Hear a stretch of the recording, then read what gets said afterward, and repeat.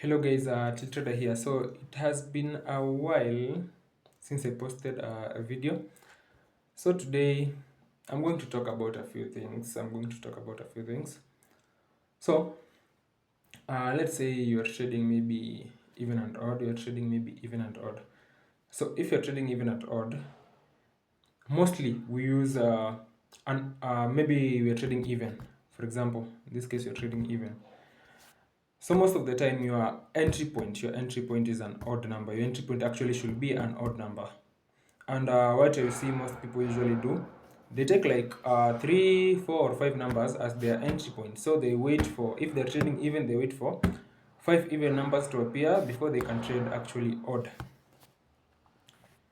And for example, you're trading over and under, So what I usually do, so for example, in the case for over six, so I'll look for over six. We have 7, 8, and 9.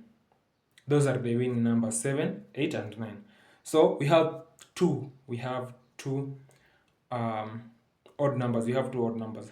So that's usually what I usually do. Since we have two odd numbers, so I'll use an even number as my entry point. And what I usually do, I don't use the numbers in between there. I'll use the numbers below 3. So we have 0, 1, and 2.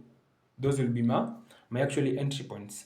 And since we have the odd numbers, the majority of odd numbers in the winning, so we need an even number as the entry point. So we have 0 and 2. So I'll pick the one with the highest percentage to be my entry point. And then if you just want to go a little bit further, you can actually wait for even an even number in between 3 and 6 is touched. So for example, 6, and then maybe it goes to 2, and then you trade over 6. The same case applies to under 3. Under 3 we have 0 and 2, more even numbers. So we need an odd number: 7 and 9. One of them should be our entry point. The one with the highest percentage should be our entry point. And then to go a step further, wait for maybe something like 5 to be touched, and maybe 9 or 7, and then you enter a trade. It's actually that simple. So, and for the even and odd, we have the LDP. You can actually automate the LDP. You can actually automate it, and then maybe say the last 5 digits. The last 5 digits is even. We trade odd, and then you add instant recovery. What that instant recovery means? It means that once it will wait for 5 even numbers. The conditions on the conditions on the LDP, it will wait for 5 even numbers, and then trade odd. And if it loses, it will actually automatically run a recovery. If you activate instant recovery, it will actually run an instant recovery. That's what actually it means. It's just the same as like running a bot. But if you just want, if 5 even numbers appear, just trade odd. If you want something like that, you don't activate the instant recovery. And you can also use one of our best tools. I have already made a lot of videos about it. It's called the complex patterns. Just head to tiltrader.com, check on the complex patterns. We have the complex pattern, the best tool for even and odd market. For over and under, we usually use the quant. Over and under digit match, we usually use quant. Tells you the market, where the market is. So for example, in the quant, we have 4 and 5 are the colored ones. You trade over 6.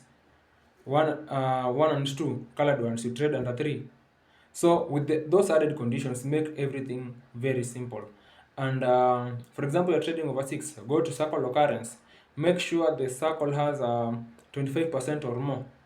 For the occurrence, actually, they have bigger percentages. So it has 25% or more. Maybe any number above 6. So if you're trading over 6, any number above 6 should have 25% or more.